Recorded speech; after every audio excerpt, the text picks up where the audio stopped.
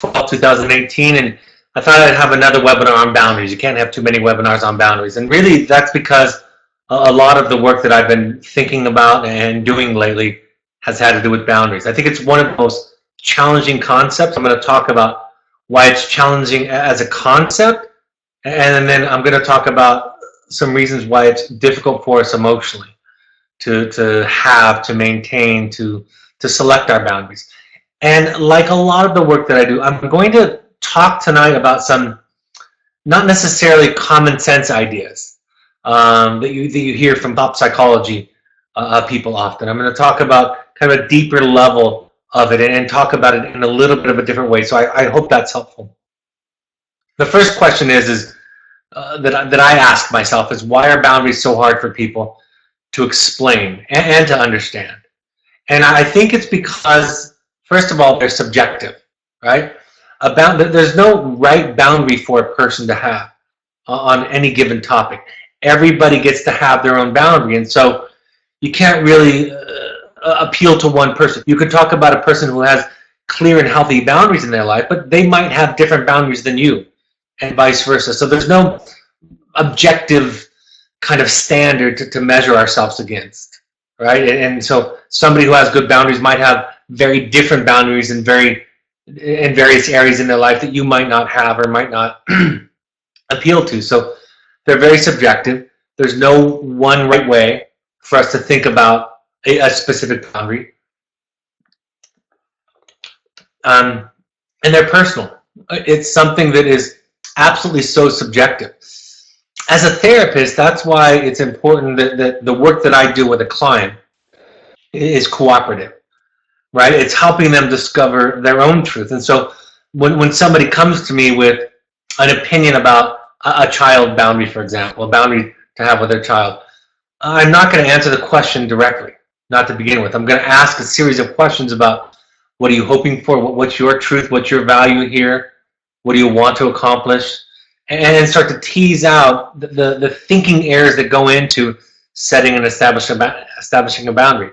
If the person is thinking about it in terms of outcomes, that's one thing that I'm going to challenge principally, because boundaries don't necessarily guarantee that anybody else is going to change. But if that outcome is that you'll have greater clarity, you'll have a greater peace and serenity, then that's something that we can focus and hone in on. So the establishment, the discussions, the process around setting boundaries is something that you do with a therapist. You can't really borrow from them their idea about a particular boundary and apply it, because you then have to live with it.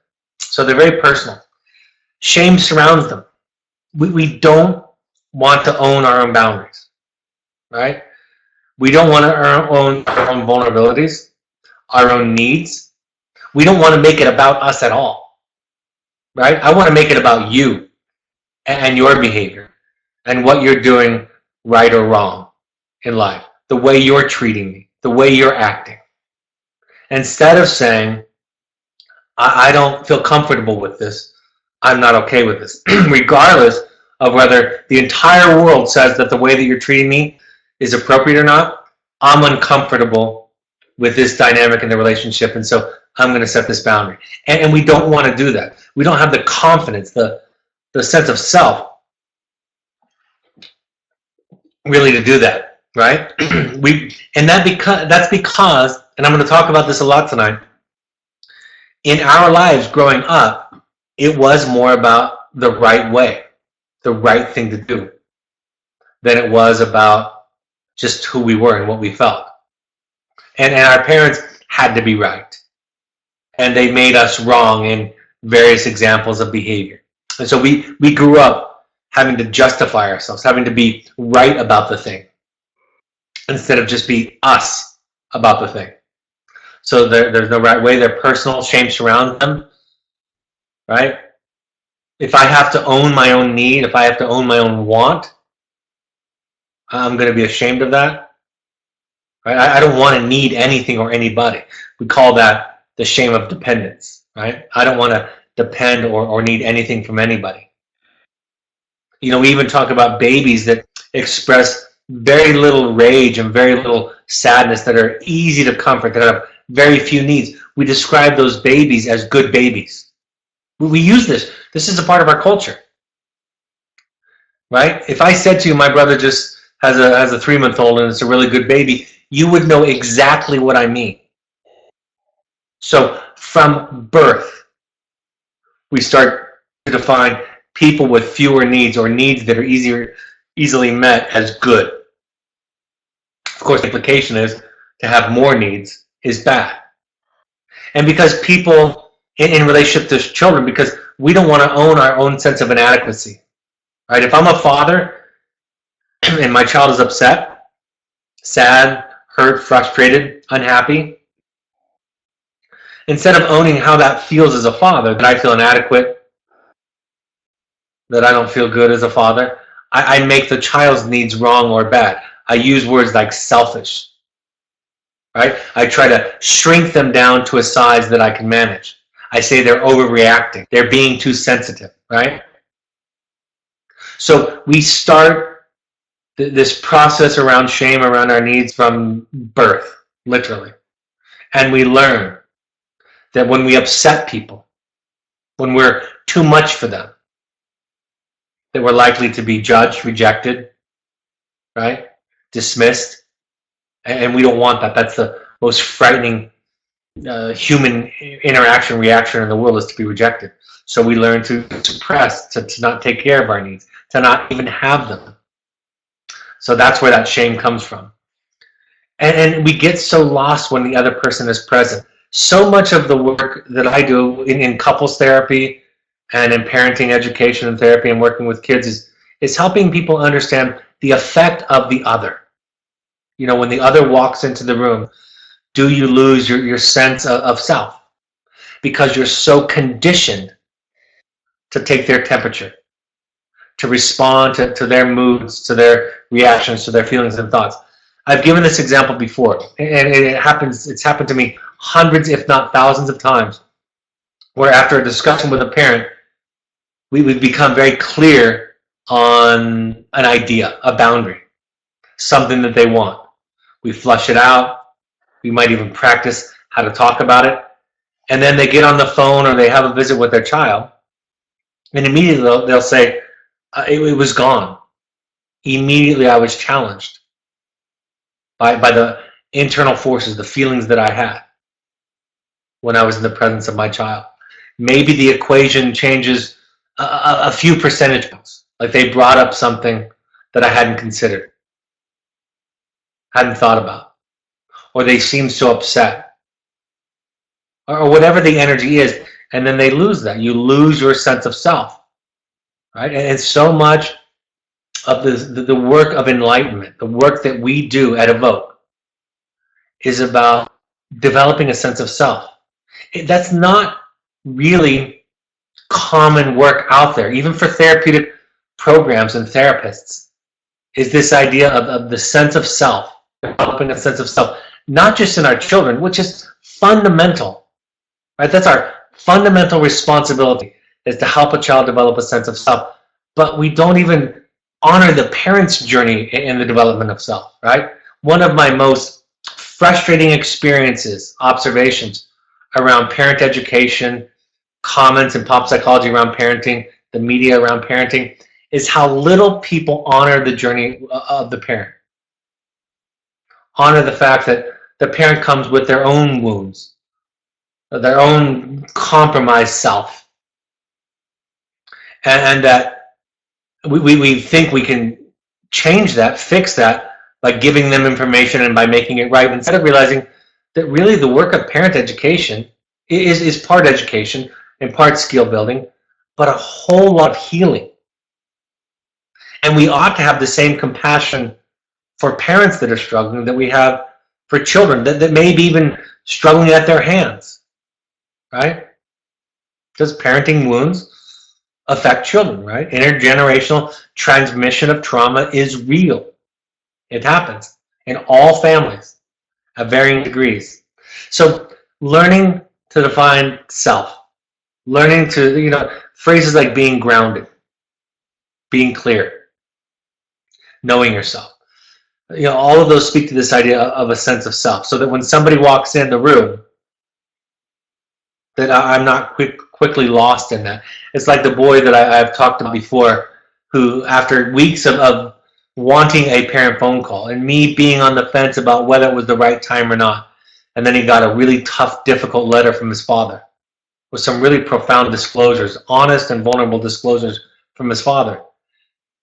And I was ready at this point, prior to this letter, for him to have the phone call with his father. And the young man said to me, the 16-year-old young man said to me, I don't think I'm ready to talk to my dad this week. It wasn't out of punishment. He followed it up by saying, I'm afraid if I get on the phone with him, I'll lose my clarity, and I need to sit with this for a couple of days. I mean, that's so profound. That's really why wilderness can be so effective. Because the separation of all of these others, spending some time getting to know, developing a stronger, firmer sense of self, stronger roots, and then reintroducing people back together to practice it. Right? That's really the core work of relationships, of intimacy, is this development of a consistent, stable sense of self. I talked about when the equation changes, right? Because if the equation changes, but the core self features of the self are present and developed, the equation changing doesn't throw us off, right? And by the way, I want to be clear about this. It does with all of us. I'm not speaking from some pedestal on high saying, I've got this figured out. This is my work. This is what I do in therapy every week. Going back to my therapist and saying, I had a conversation with my daughter, I had a conversation with my son, I had a conversation with my wife or a client, and I'm lost. And then my therapist offers me the same process that I offer my clients to help me rediscover the self. And they do that in part by first them finding me through a series of questions and answers back and forth. We get outcome focused, right? We ask questions like, what's going to be the best outcome for my son or for my daughter, for my spouse, for my friend, if I say this, if I do this? And the answer is we don't know. One of the biggest mistakes or myths about boundaries is that boundaries are about teaching other people's lessons. Boundaries do teach other people lessons, but that's not the primary function of the boundary. I want to say this as clearly as possible because I'm going to talk about this for a few different slides. The core feature of boundaries is self-care. That's what it's about. It's about me taking care of myself. It's about me saying to others in my life, those that are in my life every day, those that I come across less frequently, and saying, this is what I'm okay with. This is how I want to be treated, need to be treated. And we don't say this out loud, but essentially we say, and if you can't treat me this way, ultimately, right? This isn't the threat every day if somebody snaps at you, but ultimately, if you can't treat me fundamentally in these ways that are core values to me, what you don't get is my presence. You don't get me, because I can't be compromised in that way. And again, it doesn't start that way. It's not every discussion. It's not every small mistake or every small feature of the way somebody talks to us or treats us. But if it's sustained, if it's significant, if it costs us too much, that's what a boundary is. Parents often think about boundaries in terms of what we want others to learn from our boundaries, or how we want others to change. And that's not what it's about. It's not about changing other people. Excuse me. And we also don't want people to challenge us, right? We don't want people. We expect to set a boundary very clearly and to have that be that. That's not the way that it works. Not with your children, not with your spouse, not with your best friend. You set boundaries and you need to go back to it again and again. And it's your job. And yes, if you were surrounded by perfect people, you would set it one time and they would never make a mistake. But that's not the way that people work. So it's incumbent on you to set, to establish, and to maintain boundaries. And nobody else in the world is saddled with the job of taking care of you but you, right? Which means you can ask people for help and get support. But you've got to do that. Nobody's going to come in and rescue you. Or waiting for them to can be a big mistake in this work. Boundaries are, I talk about them using the phrase, this is what I feel comfortable with, all right? They rise out of your truth. And what I mean by that, that sounds like a very therapy-like idea. They are your feelings, your thoughts, your wants, your hopes, what you can tolerate, your needs, right? Those are your truths. I don't like mushrooms. I don't like sweet potatoes, right? I'm not comfortable sneaking into a movie for free. I'm not comfortable treating a child that way. I'm not comfortable with swearing. You get to choose what it is. And then to say to the other person, I'm not necessarily right. I'm not saying you're wrong. You don't have to be any different than you are. But here's what I need to be okay. It is the spouse saying to the alcoholic spouse, you don't have to quit drinking. I want you to, but you don't have to. But I can't have this in my life. Right? It's saying to the child, I might be wrong. I might be overreacting with having you go to Evoke, or sending you to Aftercare, or cutting you off, or kicking you out of the house, on and on. I might be overreacting. I don't know. But the fact of the matter is, this is what I feel comfortable with. Like I said, boundaries are me taking care of me in relationships. And they're not dependent. They don't require necessarily anybody else to change, because if the other person doesn't change, then I can take my space. Resentment and anger in a relationship are often, I find, signs of poor self-care. The book, The Dance of Anger, which I talk about, is one of my favorite books about boundaries, where Dr. Lerner says that anger is only an effective tool if it causes us to be more clear about ourselves, not about other people. So if I'm mad or resentful at the way my wife is acting, or the way that my son is acting, or my daughter is acting, if I think about turning that around and saying, what do I need to do different to take care of me? All right? And can that work? Can I change? Instead of what most of us do most of the time, which is we talk about what the other person is doing wrong, and what they need to do. And we talk about that like that's a boundary. That's not a boundary. That's just judgments and opinions about somebody else. And that's not what this is about. Expecting others to treat you a certain way without requiring it. You know, a boundary is a boundary is a boundary is a boundary. Saying things like, you can't treat me this way, they can't treat me this way, right? This is not okay. This is not fair. You're not being, I wouldn't do this to you. All those kinds of things. Trying to get somebody to wake up, to treat us in the way that we require. Instead of saying, you know what? Actually, you can keep doing it that way, but I can't be here if you do. And sometimes that's as simple as walking out of the room. That's as simple as not going to the same restaurant or movie. You know, I don't want to be too trivial. But sometimes it can be more significant. Like, this is the stand I'm going to take in our relationship. And these are the boundaries that we're going to set. The reciprocity mistake is this idea that I wouldn't treat you that way. You don't have to have one standard. You can say to somebody, I don't like swearing. And if they say, well, you swear once in a while, you say, well, when I swear, it's okay. But I don't like it when you do. You're allowed to say that. And again, you can say, I might be crazy. But you're allowed to have a double standard. You really are. If the other person doesn't want swearing, they're allowed to say that too. So this idea that, it's this codependent idea that I'm expecting, hoping, wanting you to treat me the way that I treat you, and if you don't, that I'm gonna nag, bully, shame, argue, debate, right?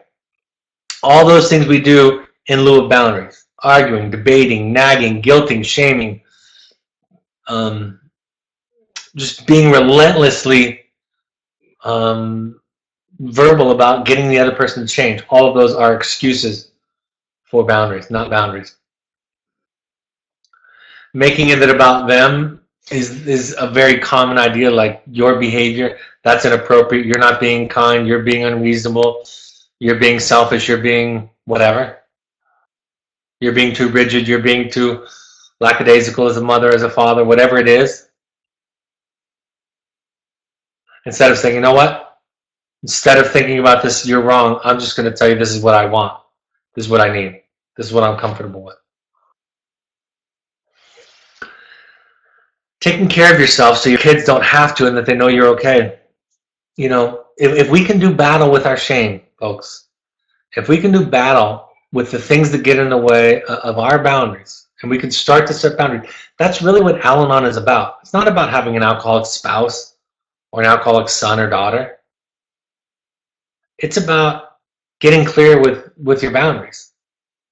It's about taking care of yourself.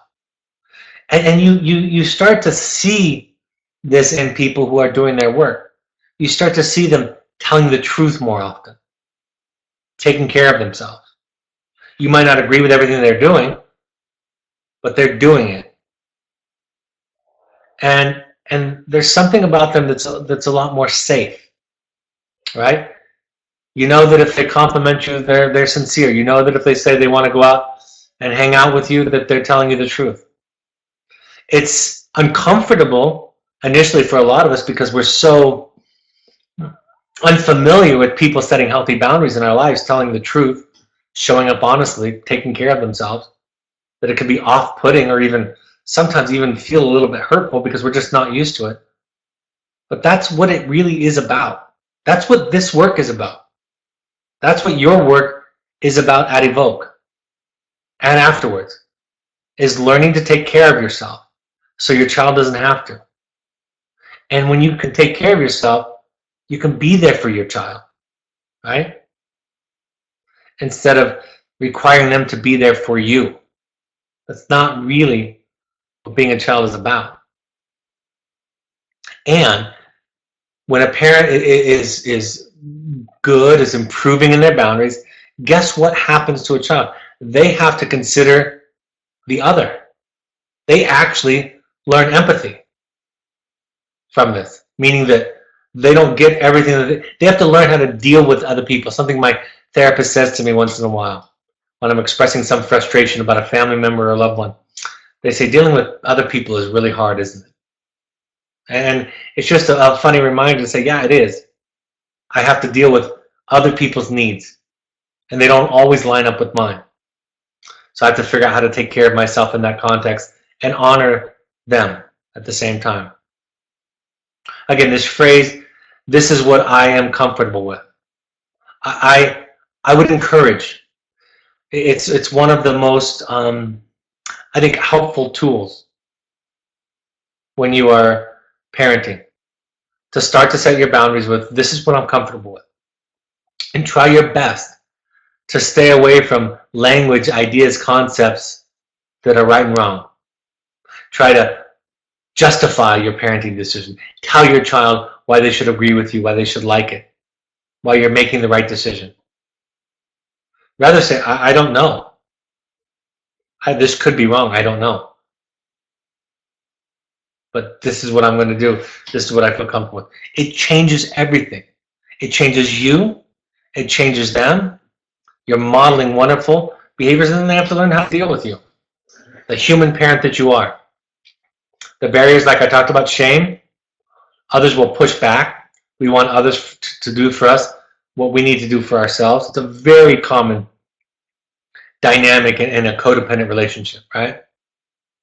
We want. It took me many years in an unhealthy relationship in my life. Not a marriage or a partner, but another relationship. It took me many years to realize it was my job. Nobody was going to come to my rescue. Nobody who was watching this relationship was going to come and save me. Nobody was going to fight my battle for me. The person that I was trying to get to change through every possible way that I could think of wasn't going to change, and that I would have to take care of myself at some sacrifice. We grew up in a world where it was about right and wrong instead of about people. I had a mother tell me one time about trying to kind of justify her divorce, and I said to her, I don't have an opinion about whether you should be divorced or not. It's not my job, my right. It's not, I don't know your truth. If you think you need to be divorced, then that's your truth. And you don't have to justify that to me, to any therapist, to any of your children. That's not what this is about. There's a concept tonight that I haven't talked about, I don't think, as extensively in other webinars around boundaries. It's this idea of learning how to lose. Learning how to lose is one of the greatest ideas, most amazing ideas in mental health. My therapist was telling me about working with borderline personality disorder clients.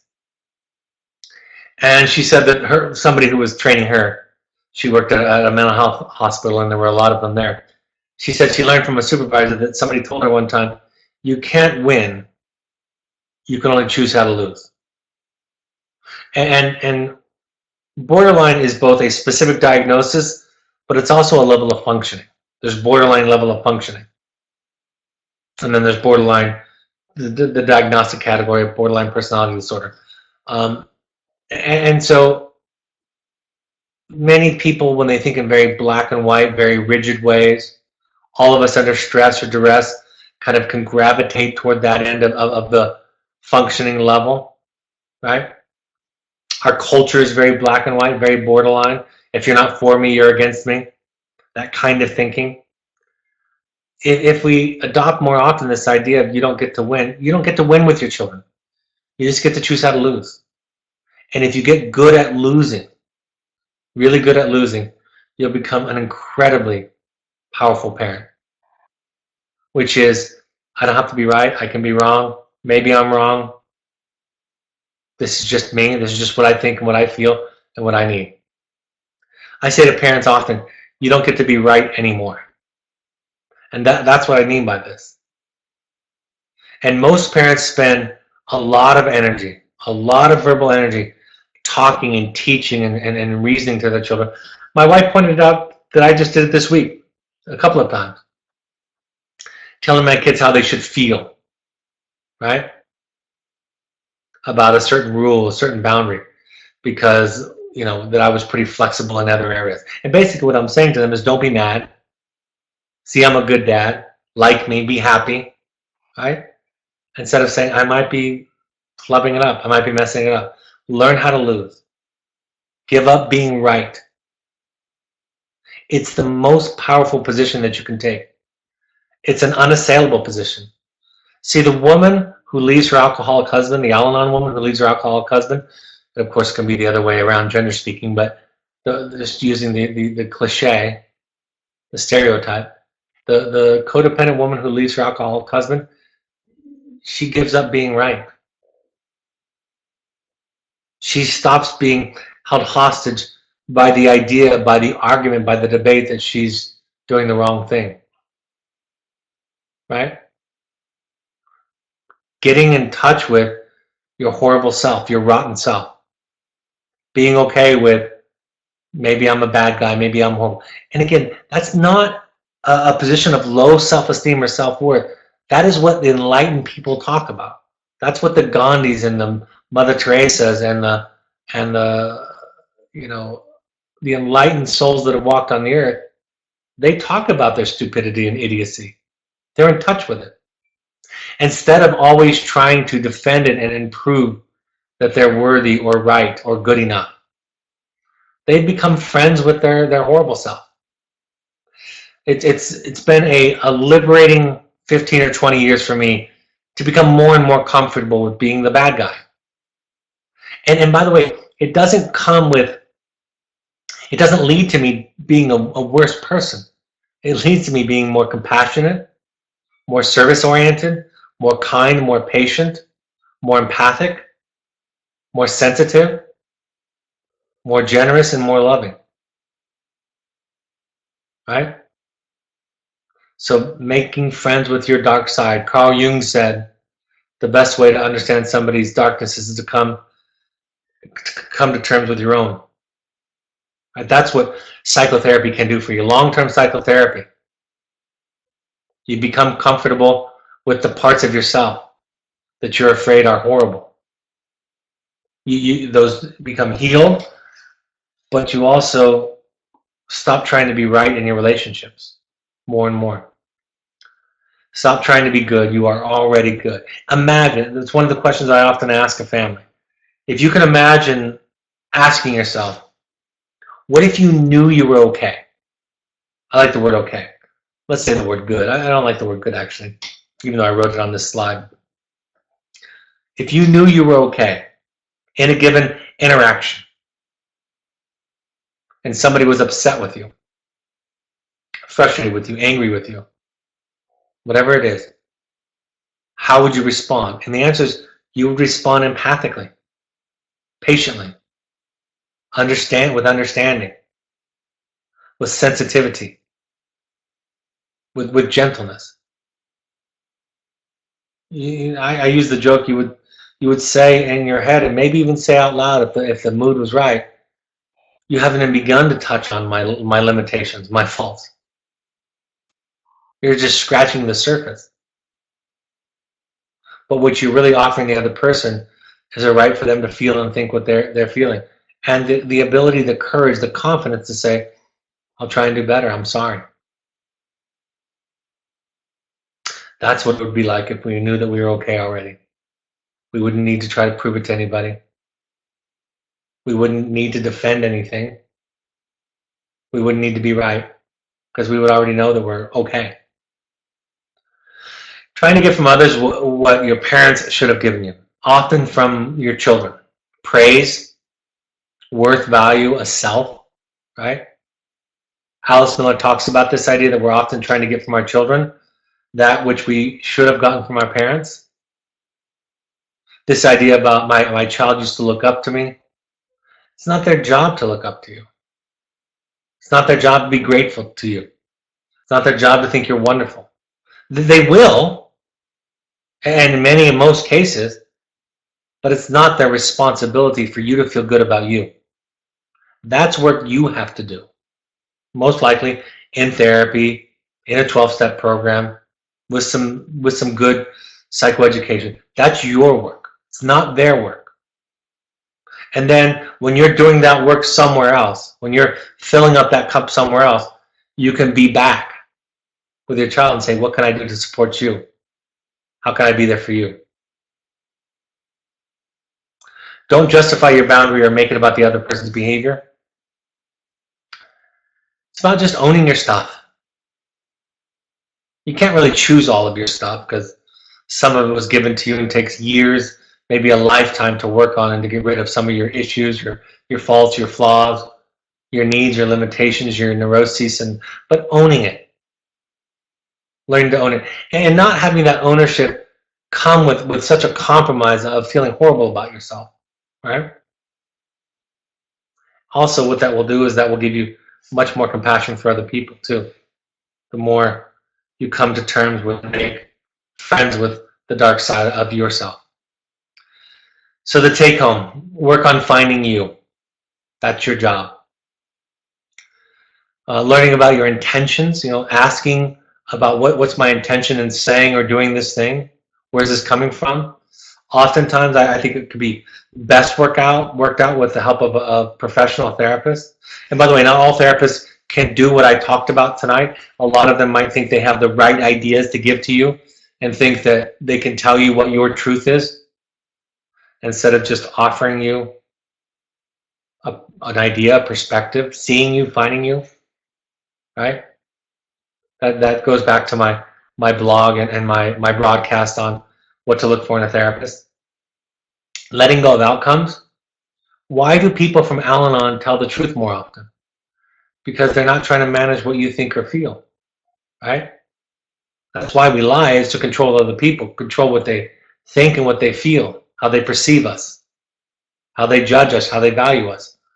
But when you stop trying to control other people, you start telling the truth more. You start showing up more honestly, more honest in your relationships.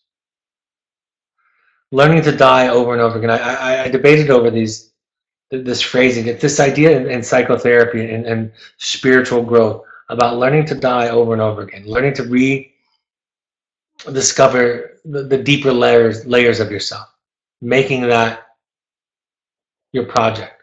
Don't stop growing. Do not arrive. Do not discover all of the truth. Those are the hardest people to be around, are the ones who've figured it out, know the truth, and they're there to give it to you because they've figured it out. They'll tell you how to raise your son or daughter, right? They come to you and say, you do this, you do that, this is how it'll turn out. This is your mistake. This is what you're doing wrong. This is what you need to do. Instead of saying, I know, this is really hard stuff, isn't it?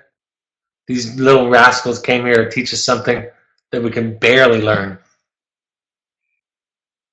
So learning to die over and over again is the process of rediscovering new and deeper truths. Stop being right. It's a barrier to intimacy. It's a barrier to relationship. It's a barrier to a sense of self. It comes to us honestly from a childhood where there was someone was right and somebody was wrong. It's okay to have any boundary as a father, as a mother, but you don't get to be right about it anymore. You just get to be you. And in living that way with your child, exposing your child to that water is one of the greatest gifts, because then they will then realize it's about who they are. And then they'll go out in the world with a greater sense of who they are. And when someone tells them to do something or not do something, to fit in, to please them, they'll say, that's not my truth. Nobody will be able to knock them off of where they stand, because they will have grown up in a family where being a self was the thing, not being right or good. This is the road less traveled. People will not necessarily line up to cheer you on. In fact, much of what we're talking about at Evoke, what I'm talking about tonight, and a lot of the work that I teach, most people will criticize you and think that you've gone crazy. This is not society's mainstream values. This is different. But you came here for something different, right? You came here because it wasn't working, because you were stuck, because the family was stuck, because your child was suffering. So this is something different. I promise you, the solution is not about being a good parent, being told you're a good parent, thought of as a good parent. The solution is in learning to lose and learning that you're a very human parent with your own wounds, your own limitations, your own struggle, and learning to find yourself in all of that. Lastly is just this idea about honoring your journey. You know, in my work with families over the 23 years that I've been doing this, what I've learned is that every parent is on as wonderful a journey as their child, and to get frustrated, angry, judgmental, short, opinionated, condescending about or toward that parent. I went to a family therapy session tonight myself to work on my boundaries with my 15-year-old. We had a discussion when we came home. I'm working on it too. That's all I can offer, is to be on this journey with you and to honor your journey without judgment. All right, I'm happy to take any live questions. What's the difference between tough love? Is there a difference between tough love and boundaries? The first question comes in. I don't really use the word tough love anymore. I think tough love it's because it's difficult. Because I think it's a way of saying it's okay for your kid to be mad at you and to hate you. So that's how I think it would relate to boundaries. I'm saying it in a little bit of a different way. There's something about tough love that sometimes has felt in the past, and it's not really used in our literature a lot um, anymore. There's sometimes it can become punitive. Sometimes it can be a justification for being cruel. And boundaries are, again, more about how tough it is for me to take care of me, to own my own needs, to do that work. That's tough. So in that way, they would be similar. But tough love can have some of those other elements of it that I just described. And we don't think about boundaries. We don't think about the principal idea of boundaries as changing the other person. We think about them as self-care. And people do learn. Remember, think about this.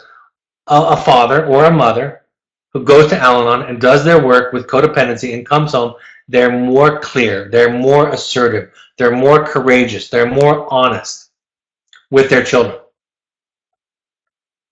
And their children learn much, much more from a person focusing on boundaries and self-care than they learn from a parent who thinks that they know the child's truth and think that that's their job, is to give that to their child.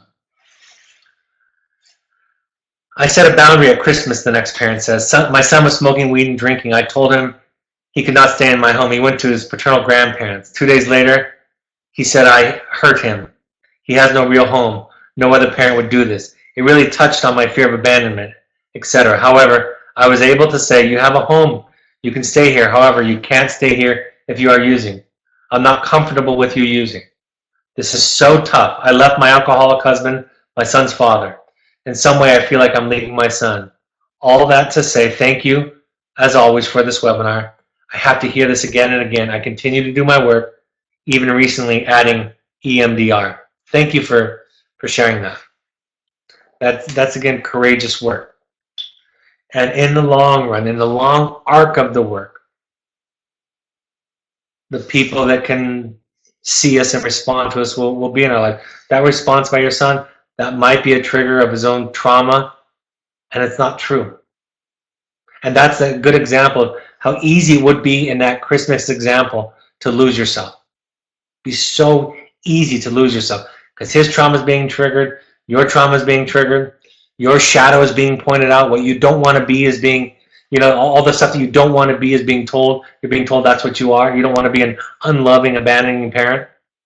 Everything brings up. And in that cloud of emotional chaos, it's hard to retain a consistent sense of self. And we all need this work consistently, right?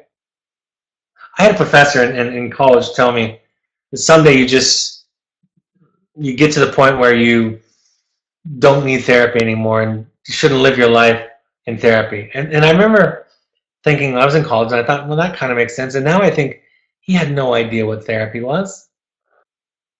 He didn't understand that it's like going to the gym, right? It's a constant work. It's my friend who's been sober from drinking. He's not had any alcohol in his body for 25 years, and he goes to a meeting every day to do his work. It's my therapist who's 76 years old, who's been going to therapy for 50 years, right? That's what it is. What do you do when your child comes home from a Vogue? Next parent asks, and Aftercare, and thinks they should get everything they want because they worked hard over the last year. They're asking for things, yet I still think they need to continue to work. They have not finished the program, and they still need to graduate. So many mixed emotions. They can think anything they want. They can think they're entitled to anything they want. You don't get to, in this way of thinking, you don't get to control that. You just get to say, this is what I'm comfortable giving you. Right? You figure out kind of your core truths, your values, your beliefs, your thoughts, your feelings, your ideas. And you say, I might be wrong. And this might be stupid. But here's my idea. Here's what I'm willing to give you. And then they say, you're the worst parent in the world. And you say, you have no idea. No idea of my limitations. You haven't even come close to recognizing them. You just give up being right. And you just be you. You do what you're comfortable with. But instead, most of us, and that's this question's so great, most of us would debate and argue and try to find out the right level and try to explain it to him, or at least find a therapist that will justify the position that we want to take so that we're right. Then we can go to our son because we're right and tell him this is the boundary. And we'll probably leak some of that being right stuff out in there instead of saying, I don't know. Here's my limit. Here's my boundary. Here's what I'm willing to give, I'm not willing to give. And I might be wrong. And you can hate me if you want to. Again, you don't need to say all of that literally to them, but that's the way that you approach them in this example. Thank you. Next question. What about when your children set boundaries with you? What if you think the boundary is not healthy? I mean, as a parent, when they're under the age of 18, you have rights, right? My 3-year-old might think that eating Pop-Tarts for breakfast, lunch, and dinner is the right thing to do. I'm not comfortable with that. And this is my house, and I get to make the rules. And again, I'm not saying you say all of that out loud, but that's the thinking is you say we're not allowed to have Pop-Tarts in this house. And then they say you're the stupidest father in the world. Other parents let their kids have Pop-Tarts, and you say, I know. I'm crazy that way. I might be too rigid or neurotic. It's the part in the book, my book, where I talk about being an idiot. When you admit you're an idiot to your child, they don't argue with you, but you don't get to be right. Along with setting boundaries, another parent writes, what are some other practices that help develop a stronger sense of self? That's a great question, and I want to share another story about boundaries because your question made me think about it. When I set boundaries with both of my parents, clear boundaries, several years ago, one of my parents rallied and did their work and showed up in a way that they could support me in the way that I felt comfortable. The other one did not. And I do not have a relationship with that one. I'm not angry at that one. I'm not punishing that one. I'm just not comfortable being in a relationship when they show up in a certain way with me. The same thing could be true of my children later on in life, or my spouse, or vice versa. So you're setting boundaries is about taking care of yourself. Other people may or may not respond to it. When I've set clear boundaries, made changes in my life, I have found friends that I did not know that I had that have gravitated toward me and me towards them. And I have lost friends that I thought were friends, but really weren't because they couldn't respect me. So what are the other practices to develop a strong sense of self? I mean, setting boundaries is more like the result than the practice, right? My belief is some sort of education, psychoeducation, webinars, podcasts, books, those can be helpful. I don't think that it can be done at an optimal level without a good long-term therapist. And I really believe this, and it's just been my experience. It takes years and years and years. And there's hope along the way. It's not like you're hopeless for years. You get into the practice of it, right? You get into the practice of what it means to go to therapy. And then before you choose a therapist, read my blog or the podcast or webinar on what to look for in a therapist. Because if a therapist can't see you, if a therapist thinks that they know the truth and you came climbing up to the mountaintop to meet with the guru and find out the truth instead of them finding it with you, discovering it, evoking it, if you will, out of you, because it's in there somewhere. That self is in there. It just got covered up with all the shoulds, with all the ought tos, with all the shame, with all the pressure to conform, to be something else for somebody else, to be accepted, right? The work of enlightenment, they say, is a destructive process that's about unlearning all of that stuff so that you know, and I say it this way, that when you're hungry, you eat.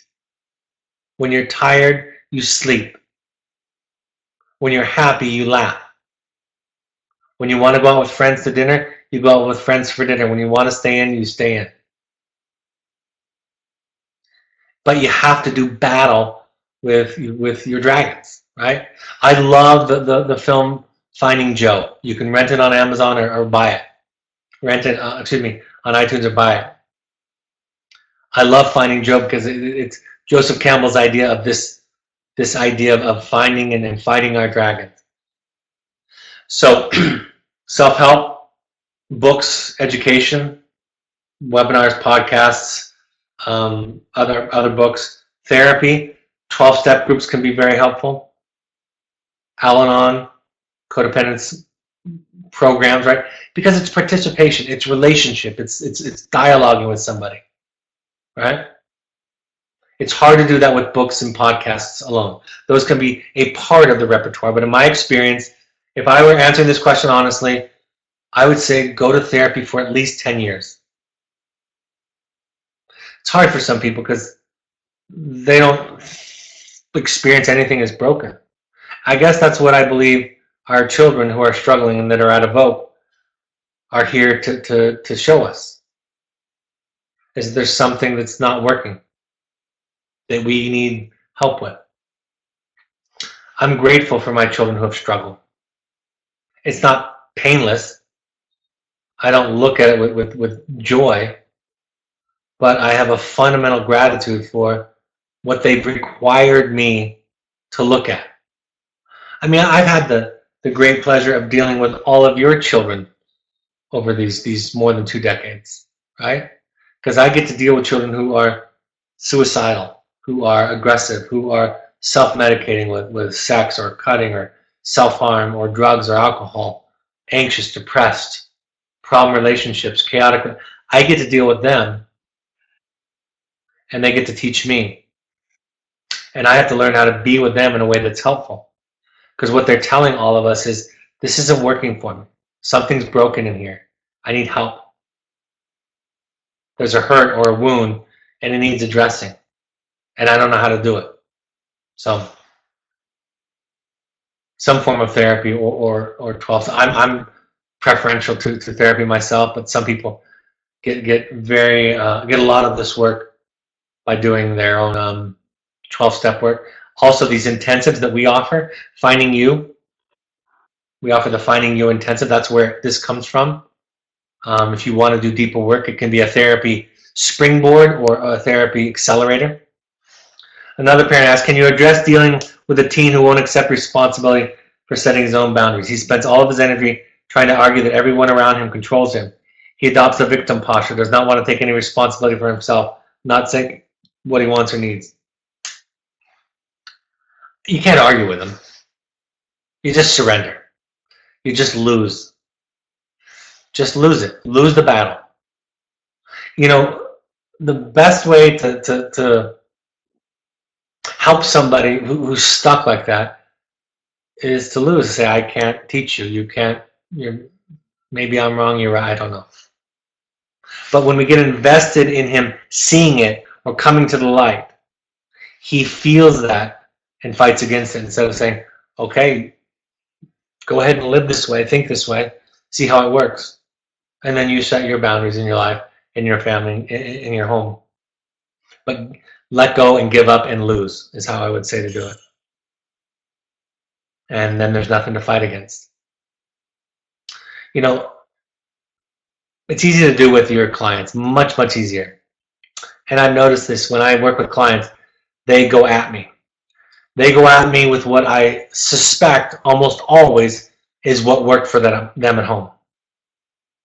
They tell me I'm a bad therapist. They tell me I don't care, that I'm just doing it for the money, that I'm crazy, stupid, whatever. Old-fashioned, neurotic, rigid, ignorant, unskilled. And when, I don't say this out loud. I say very little. But my inner, the thing in my head, the voice in my head just says, okay. I'm okay with that. I'm okay with all of that. And they stop saying it pretty quickly. The bullets that are in the metaphorical guns that our children point back at us were given to them by us, inscribed by us. We tell them what we don't want to be. We tell them what we want to think, what we want them to think. And that's where the power struggle begins. So again, you just let go, surrender, and lose. Let it wash over you, wash past you. Don't get invested in changing his mind. Just set your boundaries. and let him think that you're the worst, stupidest, most unenlightened, ineffective, ignorant parent that ever lived. Just lose him that way. Honestly lose. And he won't do it anymore because it won't work. It will not have the effect that he wants it to have. Next parent asks, how can you deal with a child that argues with the boundaries? What do I say at the moment? I swear they will have a future as a litigator, but it gets frustrating. Here's the boundary, and the kids tries to argue around it. I mean, don't argue back. Don't be right. Be wrong. You know, don't. The argument comes from a culture in a family where it was about who was right and who was wrong. So the slow and gradual shift to the kind of culture that I'm describing in a family where you just get to be dad, you get to be mom. Crazy old, stupid old mom or dad. Rigid, old-fashioned, out of touch, unenlightened, idiotic mom or dad. But you get to be you. And they get to feel what they feel and think what they think. But ultimately, your boundaries are not up for negotiation. Not the core ones. The small fringe ones, maybe so, there's compromise. But not the core ones. But you don't get to be right. And when you change the water to that kind of water, and you all swim in that kind of water, everything changes. And it takes a while to change, but it can. All right, folks. One last question. Parent asks how to hold a boundary with autism spectrum child with OCD when he is so rigid and caught in a loop. I mean, that's just challenging. I think all the similar principles apply. You're just going to be tested much, much, much more. So it's going to require, remember, and this goes for all of you, but especially with the child you described. I'll say this to you, all of you. All children require capacity. That's really what love is. Love is capacity, right? Love is not a feeling. It's not a warmth. It's not affection. It doesn't mean anything if it's those things. People who have feelings of warmth toward people or affection toward people do horrible things to people sometimes. But capacity, right? If that's love, your children require more capacity than average. So you have to go to more places to fill yourself up more often. That's why we provide these webinars, these podcasts, these broadcasts. That's why we have all the parent curriculum. That's why we ask you to go, for example, like this slide says, we ask all parents to go to 6 12-step support groups. They're free, right? Just try them. Try 6 different ones. See what they're saying. See what these people are talking about. They'll be talking about different relationships, different examples, different specific situations and circumstances, but they'll be talking about all of this stuff. You can also go to NAMI.org for classes and free resources in your area. All right, folks. All of these broadcasts are available on our podcast app on your iPhone or your iOS device, your Apple device. Use the podcast app and search Evoke Therapy Programs, or if you have an Android device or a computer, download the SoundCloud app or go to soundcloud.com and search Evoke Therapy Programs. These are free. You can share them with your family and friends. Anybody can listen to these. You can listen to them while you're at the gym, while you're on the train. Follow us on Twitter and Instagram at Evoke Therapy. Facebook, search Evoke Therapy Programs. And then the Alumni Foundation has changed its name to the Evoke Family Foundation. You can find that on Facebook. That's for people that want to help people that can't afford therapy. So if you want to give back, you want to become involved, you know somebody who needs help, go there. The Evoke Therapy blog, it always has new content. My book, The Journey of the Heroic Parent, is available on Amazon. You can also purchase an audio version of it there, or CD purchase. The next workshop, we want all current families, if possible, if you can do this, we want you to come to the workshop. The next one is March 23rd, 24th, and 25th at Cascades, and then following month it'll be at Entrada. You can ask your therapist if that timing correlates with an appropriate timing for a visit to your child. The next Finding You, if you want to do deeper work, in fact, we just finished Finding You March 7th through 11th. The next Finding You will be April 18th through 22nd. So if you want to do some of this deeper work, we have a wonderful Summit Lodge in Park City, Utah now that we're running these out of. We also do private family intensives if you want to schedule this for your family. We also do, these are not for parents, but some professionals listen to these podcasts also. For professionals in the field, not Evoke parents, we're also now running these personal growth workshops for professionals to help deal with burnout and working with clients that have that have a lot of pain that you're carrying around, and just balancing life and work. So our next one is a women's group on March 18th through 20th, and then a men's on May 6th through 8th. So if you're a professional listening to this and you're interested, contact us. You can also go to our website or email intensives@evoketherapy.com. Parent support groups will be in Chicago this week, March 14th, 6:30 to 8:30 at the Renaissance North Shore. I will be in New York City a week from tomorrow night at CUNY in Midtown. Orange County, California on March 25th, Tuesday, March 25th in Newport Beach. Portland on March 31st, and Seattle coming in May 2018. If you want, for a young adult, for some adventure therapy, light therapy, we have Pursuits custom trips for families or young adults. Think therapy, light, sober, fun, reconnections.